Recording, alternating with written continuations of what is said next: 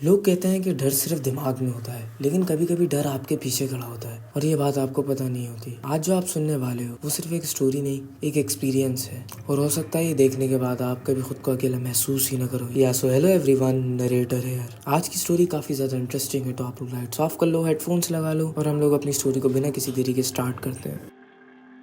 मेरा नाम साद है और अगर मैं सच कहूँ तो मेरी जिंदगी कभी भी नॉर्मल नहीं रही। बचपन में हम इतने गरीब थे कि कभी कभी 2-2 दिन तक हमारे घर में खाना नहीं होता था। अब्बू एक छोटी सी फैक्ट्री में काम करते थे, लेकिन जब मैं 11 साल का था तब वो फैक्ट्री बंद हो गई थी। उस दिन के बाद घर में सिर्फ टेंशन, खामोशी और भूख रह गई थी। अम्मी अक्सर रात को छुप छुप कर रोती थी और मुझे लगता था कि बस गरीबी ही हमारी सबसे बड़ी मुसीबत है। लेकिन मुझे नहीं पता था कि असल मुसीबत अब शुरू होने वाली है। एक रात में घर के बाहर मिट्टी के छोटे से मैदान में अकेला बैठा था। बिजली नहीं थी, सिर्फ दूर स्ट्रीट लाइट की हल्की सी पीली रोशनी आ रही थी। मैं बस मिट्टी में उंगली करके लाइन बना रहा था। तभी मेरी उंगली किसी सख्त चीज से टकराई। मैंने मिट्टी हटाई तो वहां से एक पुराना सिक्का निकला, काला सा, अजीब सा। उस पर कुछ निशान बने हुए थे जो मुझे समझ नहीं आ रहे। मैंने सोचा शायद किसी पुराने जमाने का सिक्का। मैंने वो सिक्का अपनी जेब में रख लिया। उस वक्त मुझे बिल्कुल अंदाजा नहीं था कि उस छोटी सी चीज से मेरे साथ क्या कुछ हो सकता है। उस रात में जल्दी सो गया, लेकिन रात के 3 बजे के करीब मेरी आंख अचानक खुल गई। घर बिल्कुल खामोश था, लेकिन मुझे एक हल्की सी खनक की आवाज सुनाई दे रही थी, जैसे उस सिक्के को कोई जमीन पर घुमा रहा हो। मैंने उठकर देखा तो वो सिक्का मेरे तकिए के बिल्कुल पास पड़ा था। मैं डर गया क्योंकि मैंने वो सिक्का अपनी पैंट की जेब में रखा था। उस वक्त मुझे लगा शायद मैं भूल गया, लेकिन जब मैंने उस सिक्के को उठाया तो वो बहुत ज्यादा गर्म था, जैसे किसी ने अभी अभी आग में रखा हो। उस रात के बाद मेरी जिंदगी धीरे धीरे बदलना शुरू हो गई। अगली कुछ रातों में अजीब चीजें होने लगी। कभी रातों को कमरे के कोने में मुझे कोई खड़ा नजर आता, लेकिन जब मैं ध्यान से देखता तो वहाँ कोई नहीं होता। कभी मुझे हल्की सी जलने की स्मेल आती, जैसे कोई लकड़ियां जला रहा हो, कभी कुछ। फिर एक रात में जब सो रहा था, जब मुझे महसूस हुआ कि कोई मेरे कान के पास आहिस्ता से कुछ बोल रहा है, एक अजीब सी आवाज जो कह रही थी वो सिक्का वापस करो। मेरी आंख खुली, लेकिन कमरे में कोई नहीं था। उस दिन के बाद मेरी तबीयत भी खराब रहने लगी। सर में दर्द, कमजोरी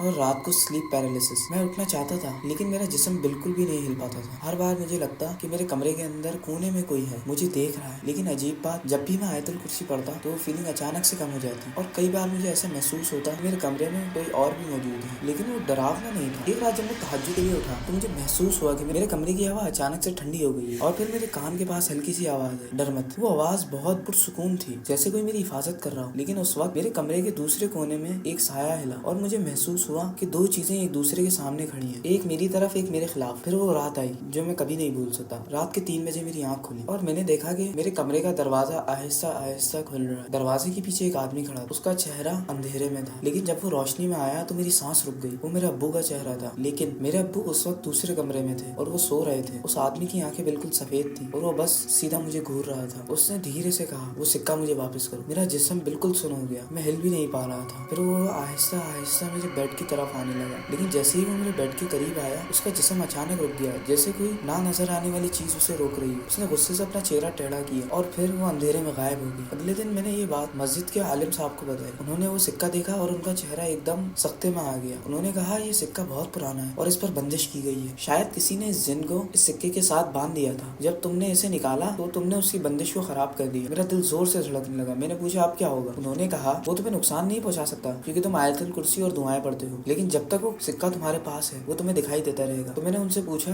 कि हमें क्या करना चाहिए, तो उन्होंने कहा हमें सिक्के को कब्रिस्तान में गाड़ देना चाहिए। फिर हमने वैसे ही किया। उस रात हमने सिक्के को कब्रिस्तान लेकर पहुंचे और उसे वहां दफन कर दिया। आलिम साहब ने कुछ कुरान की आयतें पढ़ी और फिर उस सिक्के को गहरी मिट्टी में दबा दिया। उस रात के बाद वो आवाजें बंद हो गई, स्लीप पैरालिसिस भी मुझे खत्म हो गया और वो सियाह साया दोबारा मुझे कभी नजर नहीं आया। लेकिन एक बात आज भी मुझे परेशान करती है। कभी कभी रात को 3 बजे मेरी आंख खुल जाती है और मुझे दरवाजे के पास हल्का सा खटकने की आवाज सुनाई देती है, जैसे कोई इस सिक्के को आज भी जमीन पर घुमा रहा है। उस वक्त मुझे सिर्फ एक चीज याद आती है, आलिम साहब की हुई बात। उन्होंने कहा था, बंदिश हमेशा के लिए खत्म नहीं होती, बस उसकी जगह बदल जाती है। और कभी कभी मुझे लगता है शायद वो जगह अभी भी मुझे देख रही है। तो यार बस आज की इस वाली वीडियो में इतना ही। अगर वीडियो तुम्हें थोड़ा सा ही पसंद आया तो लाइक करना, चैनल पर सब्सक्राइब कर देना। तुम्हारे साथ भी कभी ऐसा हॉरिफाइंग इंसिडेंट हुआ तो तुम अपनी स्टोरी मुझे कमेंट से ईमेल के थ्रू भेज सकते हो। मिलेंगे तुम लोगों से अगली वीडियो में। Good bye.